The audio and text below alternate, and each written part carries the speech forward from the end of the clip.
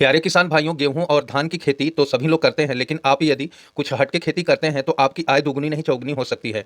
ऐसे तो प्रायः लोग किसान अपनी आय बढ़ाने के लिए मिश्रित खेती करें और विशिष्ट फसलों की खेती से लाभ कमा सकते हैं, जैसे जड़ वाली फसलें, सतह पर उगने वाली सब्जियां और बेल वाली फसलें एक साथ उगाना, और वह भी एक ही खेत में, या एशियन सब्जियां मसाले उगाना। इसके अतिरिक्त स्मार्ट सिंचाई तकनीकी और नवीनीकरण ऊर्जा में निवेश से भी आप आय बढ़ा सकते हैं। और जैसे आप इस तरह का संसाधन लगाएं कि आपकी सिंचाई भी हो जाए और दूसरे को भी आप पानी दे करके भी उससे इनकम कर सकते हैं। और इस सरकार इसके लिए प्रतिबद्ध है। आप अपने कृषि कार्यालय संपर्क करें, नई नई योजना चलाई जा रही है। और साथ ही सरकारी योजनाओं और बाजार अनुसंधान का लाभ भी आप उठाना महत्वपूर्ण समझें, क्योंकि गेहूं और धान की खेती पर आप एक जीविकोपार्जन कर सकते हैं और उसके अतिरिक्त तो हमें संभव नहीं लगता है, या तो बड़े पैमाने पर करें। तो आइए जानते हैं कि कम जमीन में आप किस तरह से खेती करते हैं। तो मिश्रित खेती कैसे करेंगे, पहले हम यह जानते हैं। एक ही खेत में जड़ वाली फसलें लगाएं, जैसे गाजर और हल्दी।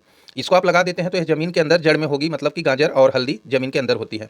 सतह पर उगने वाली सब्जियां जैसे भिंडी और गोभी लगाएं, मतलब कि एक आप मेड़ बनाएं और मेड़ में हल्दी और ये गाजर तो लगा दिए, उसके अगल बगल भिंडी और गोभी भी आप लगा सकते हैं। और एक मचान उसी में बनाएं जिसमें बेल वाली फसलें जैसे खीरा और कद्दू, जगह जगह आप खीरा कद्दू लगा देते हैं तो वहाँ खेत से ऊपर उठ के खीरा और कद्दू भी आपका उगेगा। एक साथ उगाने से आय कई गुना बढ़ जाता है।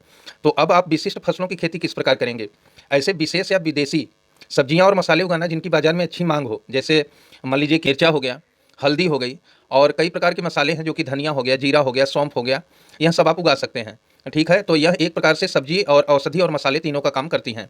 और आप किस तरह से बागवानी करके फसलों को आप कई तरह से आप पारंपरिक फसलों के साथ साथ आम, अमरूद या नींबू जैसी अधिक लाभदायक बागवानी भी फसलों की खेती करना चाहते हैं तो कर सकते हैं। और तकनीक का नवाचार, स्मार्ट सिंचाई, मिट्टी की नमी मापने वाले सेंसर और स्वचालित सिंचाई प्रणालियों का उपयोग करके पानी की कुशल प्रबंधन करना, जिससे पानी की बचत होती है और उपज बढ़ती है। अब यह नहीं कि आप एक तरह से पानी खोल दिए और जा रहा है और कहीं ऊंचा है कहीं नीचा है, तो इससे क्या होगा कि पानी आपकी बर्बाद भी होगी और आपकी पूर्ण रूप से खेती की सिंचाई नहीं हो पाएगी।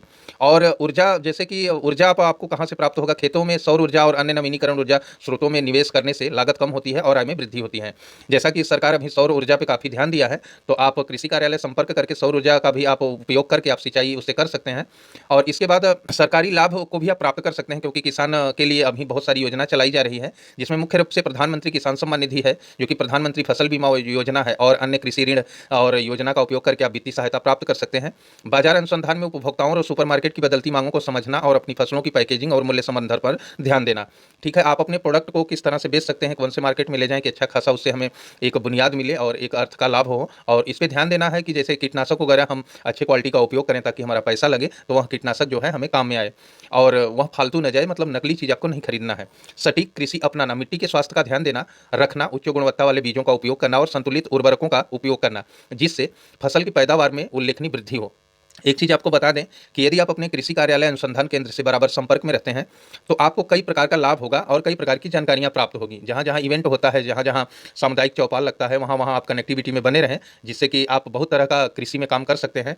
जैसे कल्टीवेटर वगैरह कितने दाम में मिल रहा है, अभी ट्रैक्टर भी आपको आधे कीमत में मिल रहा है, जो कि जुताई बुआई के काम में आता है।